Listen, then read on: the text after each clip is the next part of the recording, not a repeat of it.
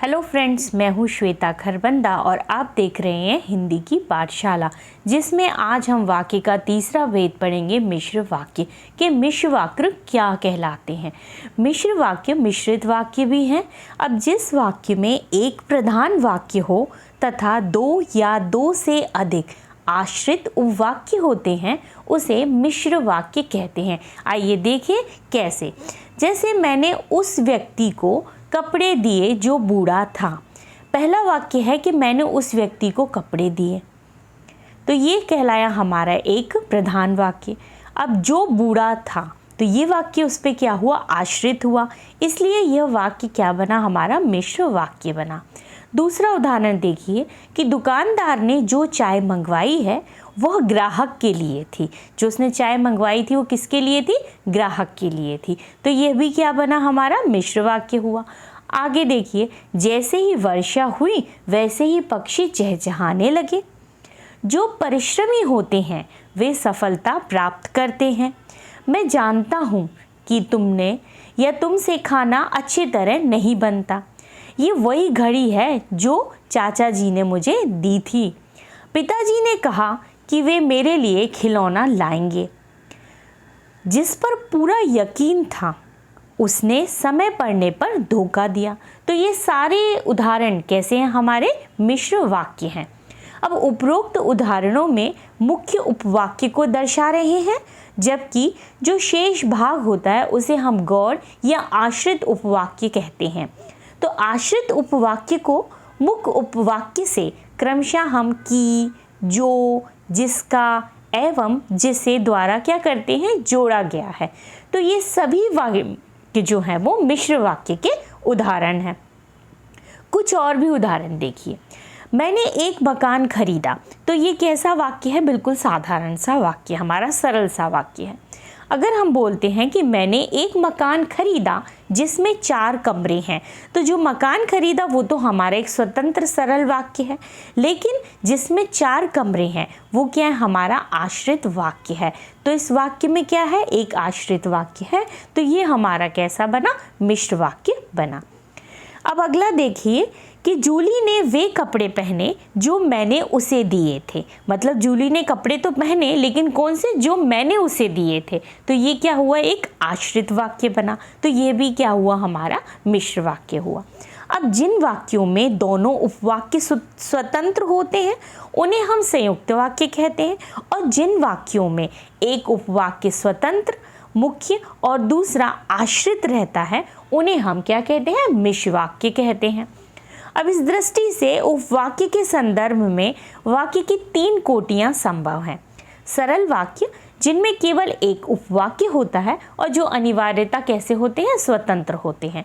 और दूसरा है संयुक्त वाक्य जिसमें 2 या अधिक स्वतंत्र मुख्य उपवाक्य होते हैं। और जो मिश्र वाक्य हैं जिनमें एक स्वतंत्र मुख्य उपवाक्य होता है और जो शेष होता है वो आश्रित उपवाक्य होते हैं। तो आपने देखा सरल, संयुक्त और मिश्र उपवाक्य को। तो हम इनके कुछ उदाहरण को देखकर इनका अभ्यास करते हैं। जैसे कि साधारण वाक्य है जिसे हमने संयुक्त और मिश्र वाक्यों में रूपांतरण किया। अब इस प्रकार के परिवर्तन में क्या करते हैं, कुछ शब्द योजक जैसे हम आदि क्या करते हैं, अपनी ओर से लगाने पड़ते हैं हमें इन वाक्यों को बनाने के लिए। परंतु हमें ये भी ध्यान देना चाहिए कि वाक्य का जो अर्थ है वो वही रहे। मतलब उसके वाक्य का अर्थ में क्या हो, परिवर्तन नहीं आना चाहिए। हम जब कोई भी शब्द लगाते हैं उसमें तो क्या होना चाहिए, उस वाक्य का अर्थ जो है वो परिवर्तित नहीं होना चाहिए, अर्थ ज्यों का त्यों होना चाहिए। जैसे आप देख सकते हैं कि मैंने लिखा एक साधारण वाक्य, एक संयुक्त वाक्य और एक मिश्र वाक्य। तो साधारण वाक्य में पहला है हमारा कि विजय के आते ही अरुण चल दिया। जब हमने इसे संयुक्त वाक्य में बनाया तो विजय आया और अरुण चल दिया। अब हमने जब इसको मिश्र वाक्य में रूपांतरण किया, जैसे ही विजय आया अरुण चल दिया। अब दूसरा उदाहरण देखिए, शाम होते ही बच्चे टीवी देखने लगे। संयुक्त वाक्य में शाम हुई और बच्चे टीवी देखने लगे। मिश्रित वाक्य में जैसे ही शाम हुई बच्चे टीवी देखने लगे। तीसरा उदाहरण देखिए, मैंने तो कविताएं सुनाई। मैंने दो कविताएं सुनाई, ये हमारा साधारण यानी कि सरल वाक्य है।